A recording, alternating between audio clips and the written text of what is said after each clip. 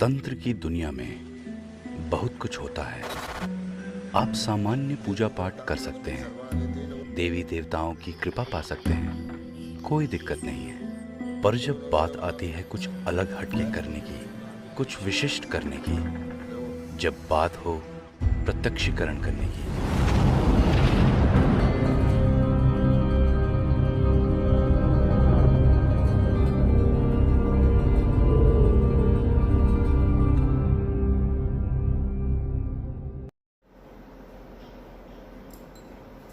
नमस्कार दोस्तों, मैं तांत्रिक हरीश कुमार आप सभी का अपने इस YouTube चैनल में स्वागत करता हूं। दोस्तों, हम लोग आप सबके लिए नई नई और अलग अलग साधनाएं लेकर के आते हैं और इस क्रम में आज मैं आपके लिए जो साधना लेकर के आया हूं वो है आदिवासी समुदाय की भीलड़ देव की साधना।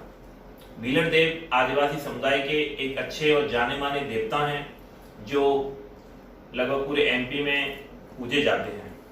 MP में इनकी विशेष मान्यता है, इनके मंदिर भी MP में स्थापित हैं। तो भीलड़ देव जो हैं इलाज करने का जो कार्य है वो पूर्ण रूप से संपन्न करते हैं। भीलड़ देव का जो साधक है आदिवासी यदि होता है तो उनके ऊपर उसकी बहुत जल्दी शीघ्र कृपा होती है और हर तरह का कार्य को ये लोग संपन्न कर सकते हैं। इलाज में, भक्ति में, झाड़ फूंक करने में, कोई शक्ति को मार के भगाने में, भूत प्रेतों को मारने पीटने में, या इस तरह के जो इलाज हैं हमारे तंत्र मंत्र के क्षेत्र में ये बहुत ही अच्छे और सच्चे देवता माने जाते हैं।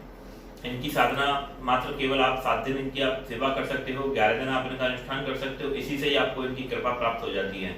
ये पूर्ण रूप से प्रत्यक्ष नहीं आते हैं, केवल मानसिक रूप से ही साथ चलते हैं और आशीर्वाद देते हैं और अपना कृपा से काम करते हैं।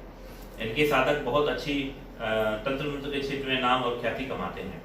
इनकी जो साधना है ये साधना आप होली, दिवाली, अमावस्या, ग्रहण, पूर्णिमा को आप आराम से संपन्न कर सकते हैं, स्टार्ट कर सकते हैं।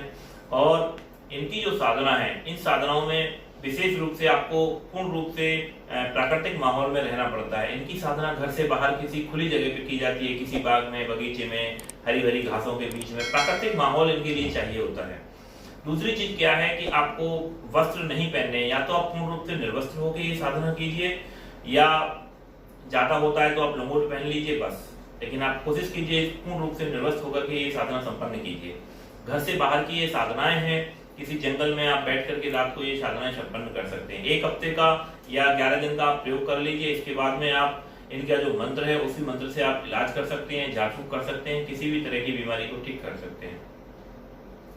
तो इनकी जो शक्ति है, इनकी जो पावर है, कहा जाता है कि आप धूप दे दो, आप इनकी भस्म लगा दो, उसी से ही लोगों को भूत प्रेत में आराम पड़ जाता है, वो ठीक हो जाते हैं।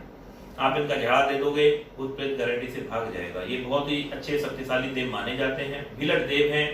और कहा जाता है कि इनकी जो शक्ति है प्राकृतिक माहौल में ज्यादा आती है, तो आपको प्राकृतिक माहौल का बस विशेष रूप से ध्यान रखना है। इनके खान पान में जब आप साधना करोगे तो कोशिश करना है कि आप फलों का सेवन कर सकें।